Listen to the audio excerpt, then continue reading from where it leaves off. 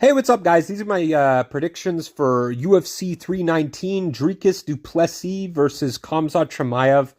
I'm sorry I'm not doing a full card breakdown. Like, you will be able to see my picks on UFC Predictions Tracker. I've been kind of busy lately, but I wanted to go over this card. This card is a fucking banger.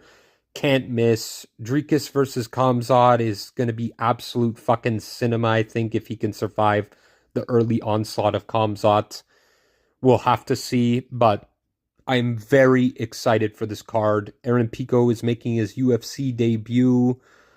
We have Tim Elliott coming back, which is really cool. Always a big fan of him.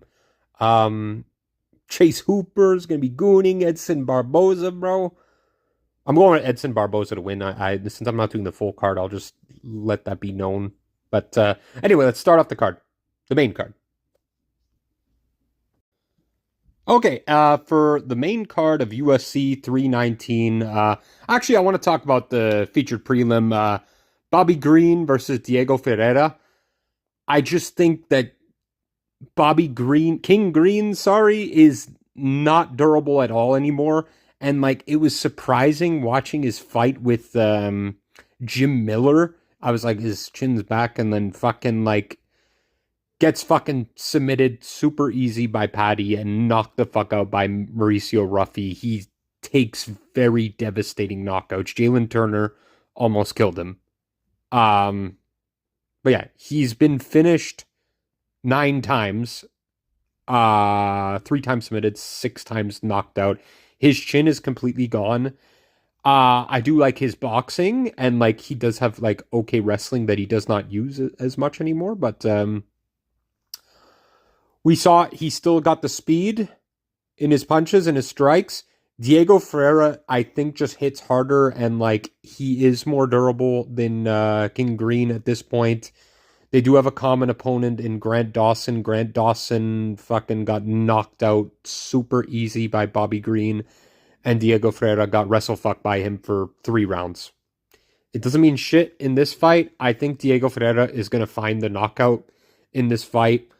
Could see, like, if not, I could see Diego, like, just maybe, King Green, I could see, like, the speed and everything, and he hits a flow state and wins by decision. That is possible, too, but I think that may just happen, but Diego Ferreira is gonna knock him out in one of the exchanges, and, like, we'll see Bobby Green, like, kind of hit the flow state, but then, nope. So Diego Ferreira is the pick, knockout, round 2. Now, Tim Elliott versus Kai Asakura.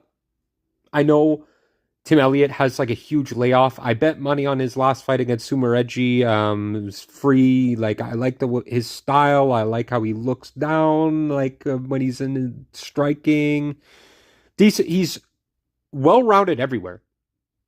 And he's taking on Kai Asakura, whose only fight in the UFC was against Alexander Pantoja, and I don't exactly know how he's going to look against other UFC opposition. But this is a huge step up. Well, no, it's a step down from Pantoja, but still, this is a step up from his other competition. I know he beat Juana Sholeda, which is a good win. Kyochi Origuchi. Didn't this guy get finished by Manel Cape beat him a couple times, right? Okay, he has a split decision over Manel Cape, and I remember Manel Cape knocked him the fuck out. And I would pick Manel Cape to beat Kai Asakura again. I'm going back and forth on this. I think I'm gonna lean Tim Elliott to get it done by submission. I know this is kind of a long shot, but I have to go with the skills and experience. I know he's the older guy and a huge layoff. I got to go with Tim Elliott on this one. Low confidence for sure. But he's proven to be durable somewhat. Kai is more of a boxer, a KO power. Tim Elliott can grapple, and he'll get him down, and he'll submit Kai Asakura, I believe, round 2 or 3. Now, Jared Cannonier versus Michael Venom Page. I think this fight is like kind of easy breakdown, but we'll see when the fight happens. I'm going with the MVP by decision. I think Jared Cannonier still has a lot of pop, but like I think he's going to be out of range for a lot of the shots with Michael Venom Page hitting a flow state, fucking dancing all around. Like his speed is going to be too much for Cannonier. I think like Cannonier might have moments clinching MVP against the fence and stuff, and maybe rattling off some elbows and stuff. He could catch MVP, I think, but I'm gonna go with MVP, like to get a win by decision. Dances around, could be close, like 29-28 type thing, but yeah, MVP by decision. Jeff Neal versus Carlos Prates. And Jeff Neal, like, is kind of getting overlooked in this fight. I think, like, honestly, like, Prates has not, like, he had a moment against Ian Gary, but only at the last round. He got fucking styled on by Ian Gary. Like, it was embarrassing. He didn't throw. He just let Ian Gary looked fucking good, to be honest, in that fight. But he just let Ian Gary take over and decided, like, to try and knock him out in the 5th round and was not successful.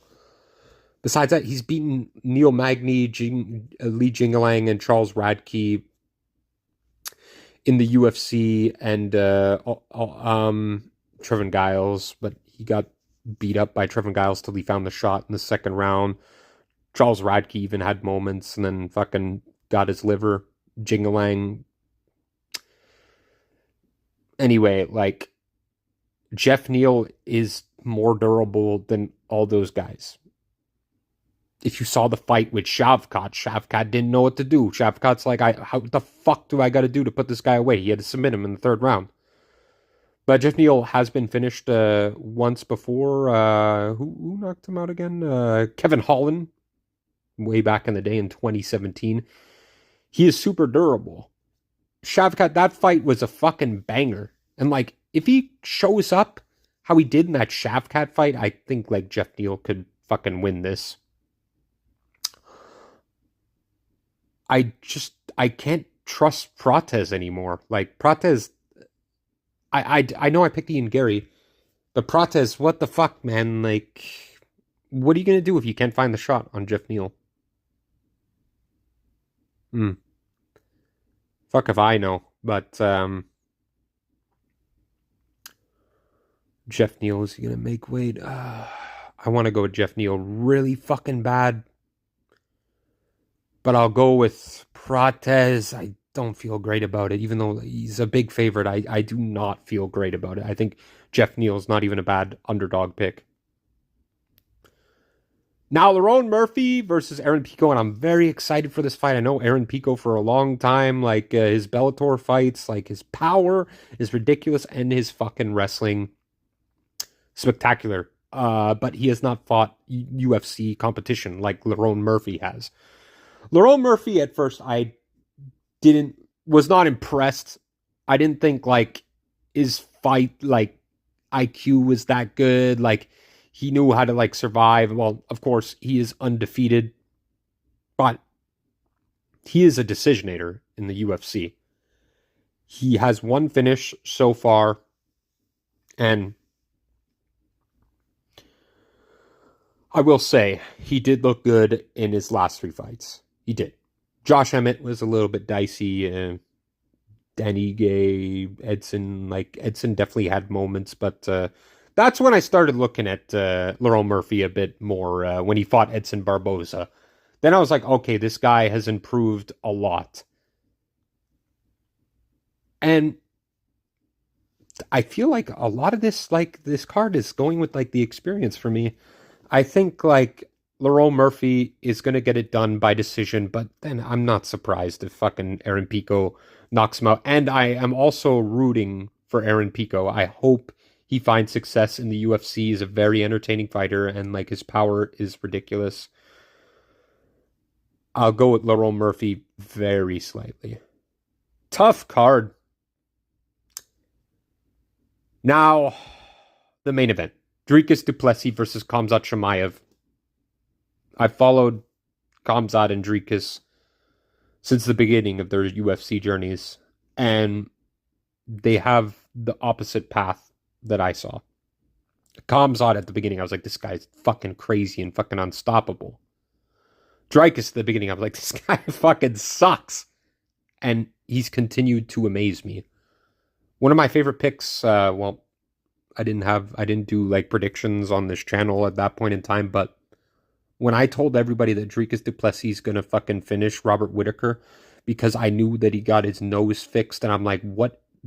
His nose is fixed, and that was his problem with his cardio, and now he's gonna come into this fight with a fixed nose, and like he was still finishing people when he was gassing.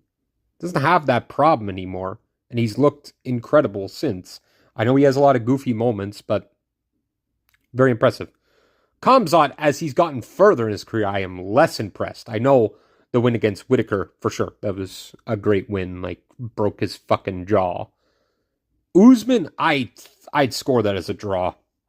If not, like, if you don't count it a 10-8 in the first round, Usman would have won that fight, in my opinion. I thought it was too close for comfort off a welterweight coming off the couch to fight Kamzat. It does not look good. And then before that, submits Kevin Holland. I was actually at that event, and it was pretty crazy, but like, it is Kevin Holland, and Gilbert Burns went to fucking war with him.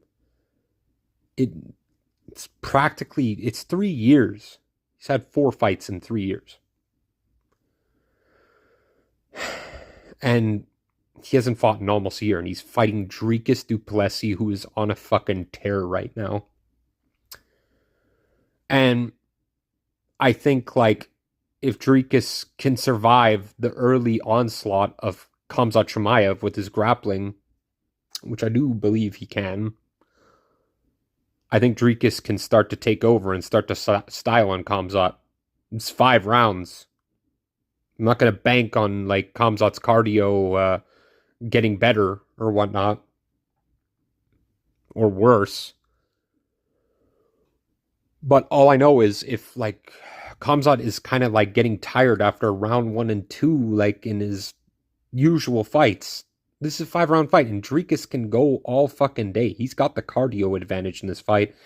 He's got the power advantage in this fight. He does not have the grappling advantage in this fight. And I'm going to go with Dricus du Plessis to get this one done by round 4 knockout on a gassed Khamzat Chimaev. Thanks for watching.